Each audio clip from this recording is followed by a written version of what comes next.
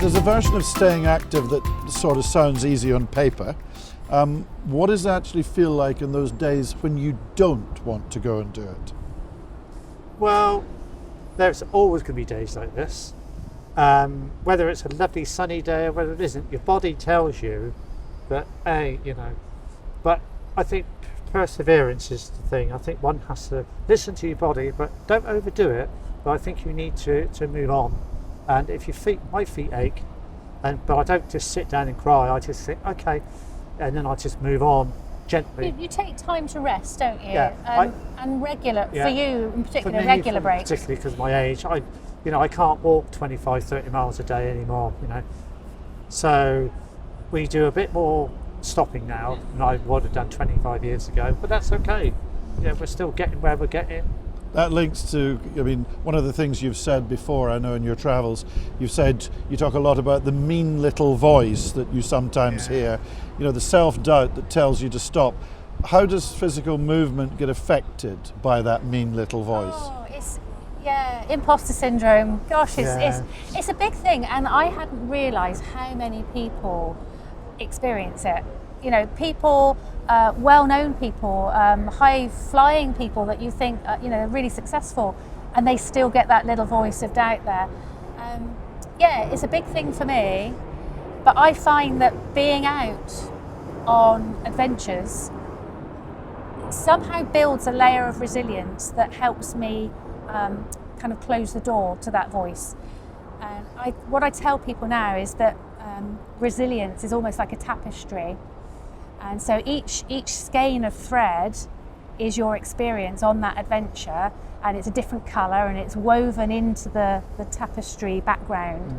And it means that is much stronger. Or it's like a piece of rope. You could even liken it to a piece of rope. The more layers, the more threads you have, the stronger it becomes. Yes. But then the more experiences in life you have, the more frayed it becomes. So resilience isn't just there, and you don't just get resilience and it stays. You then have to maintain it. So every year an adventure, an adventurous experience, an outdoor experience that pushes yourself out of your comfort zone a little, just helps to build that layer of resilience. It's meeting people as well. You meet so many people, and most people, if you're out on a walk, will say hello, and some people will stop and have a chat, and they say what they've been doing, what they've done, what they're going to do, and everything else, and you tell them that, and that gives you that hope. Yes. That, you're going to be able to get on and do stuff, and gives you encouragement to do it as well. We've had a lot of people say you've given us the motivation so to much. go and do something else now, and I love that personally. As we're walking around, I've said to so many people, this walk is more about the people that we meet and the connections we're making than it is about the geography. Yep. Because we could walk exactly the same walk again in 2 years' time, and it'd be totally, totally different. Never mind the fact that we'd be older and the weather would be different. It's the people.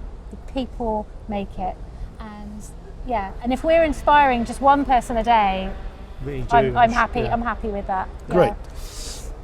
I'm going to continue on because I know this is one that you've talked about before, but has your body ever genuinely told you not today? And how do you know the difference between listening to your body wisely and just giving in to it? Well, it's quite a tricky one, really. You've got to learn how to read your body. It's a very tricky one to do. I think it's what we call a non-transferable skill, really. You can't really read about it. You need to know your own body. And as I said earlier, we stop. I know, I need to stop. My feet are telling me to stop. And that's what I do. Or my hips. I've had 2 new hips, so my hips sometimes, not very often, sometimes say, oi, okay. So we say, right, we'll stop at the next seat. Yeah. And we sit down. We don't sit and have a big meal, we have a drink, may have an apple or something, fruit for 10 minutes, up and gone. But it does tell you, and you've got to do something about it. If you don't do anything about it, it just progressively gets worse. So you've got to listen to your body. Well, I learned that. So we started the first edition of this walk on the 4th of October, and we walked 7 days, 60 miles, and I felt a sharp little pain in the top of my foot. I hadn't done anything untoward. No, I wasn't on any uneven ground or anything like that. I still don't really know the reason why, other than perhaps I was pushing forward a little bit too fast to try and catch my cup. And yeah, I walked with that feeling in my foot probably for about 3 or 4 miles, just monitoring it, waiting to see if it nudged me or if it dug at me, and by the end of the 4 miles it was starting to dig. It was telling me, it was saying, come on, you know, this is a sign, you should stop.